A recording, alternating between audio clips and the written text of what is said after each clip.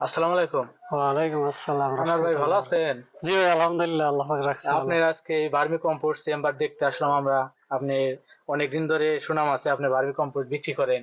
তাহলে আমাদেরকে একটু প্রসেসিং গুলা বলেন কিভাবে করেন আপনি। জি আলহামদুলিল্লাহ, আসছেন, ধন্যবাদ, ভালো।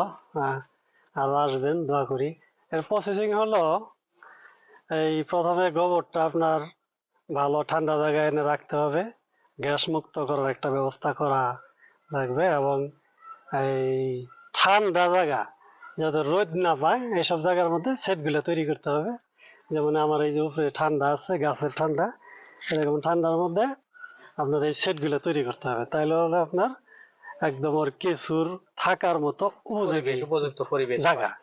হ্যাঁ, এগুলো আপনি এই যে দেখা যাইতেছে সার ভরছেন, এগুলো কতদিন হয়েছে এইভাবে রাখছেন? এই সেটের বয়স প্রায় 25 দিন, 26 দিন 26 দিন হয়ে গেছে।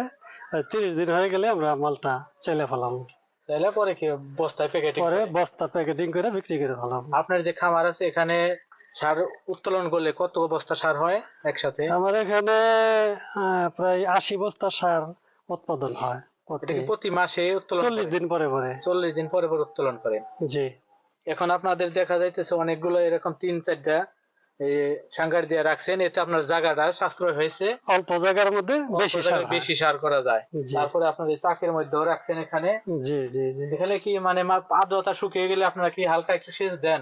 এর আদ্রতা যখন শুকায় যায় তখন কিছুটা, ওটা যদি খায় কিছু মারা যাবে, এই কারণে তখন আমরা হালকা পানি দিয়ে দেবো। হালকা পানি, হ্যাঁ। হ্যাঁ, তারপরে এই যে আপনার এই বস্তার মধ্যে এগুলো সার নাকি এগুলোর মধ্যে কিছু আছে? এগুলোর মধ্যেও কিছু আছে, এগুলোর মধ্যেও সার তৈরি হবে, হইতেছে। হ্যাঁ। তাহলে আপনার এরকম কয়টা চেম্বার আছে?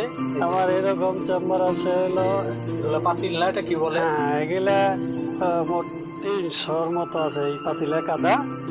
আর হাউজও আছে, এবং ক্যারেট আছে 100-র উপরে। তারপরে আপনার আপনার এই যে নিচে ড্রেন, এখানেও তো মনে হয় সার। হ্যাঁ, এখানেও সার আছে। এখানেও আমার প্রায় 6-7 গাড়ি সার হয়।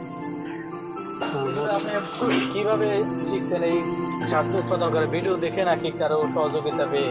এটা আমি আর আমার এক বন্ধু আব্দুল আহাদার নাম, আমরা দুজনে চুয়াডাঙ্গা যাই। চুয়াডাঙ্গা যায়, তারপরে এই এক লোকের কাছে আমরা ট্রেডিং নেই। চুয়াডাঙ্গা তার কারখানা আছে, বড় কারখানা, সে আমাদেরকে ট্রেডিং দিয়ে দেয় ওখান থেকে, এবং কিছু আমরা ওখান থেকে, পরে কিছু কিনে আইনা হ্যাঁ, ওখান থেকে আমি 23,000 টাকার কিছু কিনে নিয়ে আসি। প্রথম অবস্থায় 23,000 টাকা জি জি জি, 23,000 টাকা কেজি দেবো প্রথম শুরু। শুরু করতেছেন। জি। আবার এখান থেকে তো কিছু বিক্রি করা যায়। হ্যাঁ, আমি কিছু বিক্রি করছি। হ্যাঁ, তাহলে দর্শক যারা দেখতেছে তারা আপনার কিছু এখান থেকে নিতে পারবে আর কি। হ্যাঁ হ্যাঁ, ইচ্ছা করলে নিতে পারো। কেউ যদি চেষ্টা করে যে আমি কারখানা করব অথবা নিজের জমির জন্য করব, সে নিতে পারবে। সার হয়ে গেছে, বিক্রির উপযোগী হয়ে গেছে। এটা আসলে এইটা উপযোগী হয়ে গেছে। হ্যাঁ, এখন সবাইকে একটু দেখার সুযোগ করে দিই।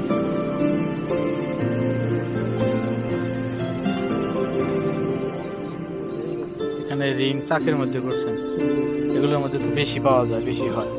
বেশি হয়, হ্যাঁ। এগুলোর মধ্যে প্রায় আধা মণ করে সার হয়, যে তারও বেশি, তার কাঙ্ক্ষিত ফলনটা তারা পাইছে। সারের মধ্যে তেমন কাজ করে না, এই জন্য হ্যাঁ। সাথে আমরা এই ভার্মি কম্পোস্ট দেওয়ার জন্য পরামর্শ দিই।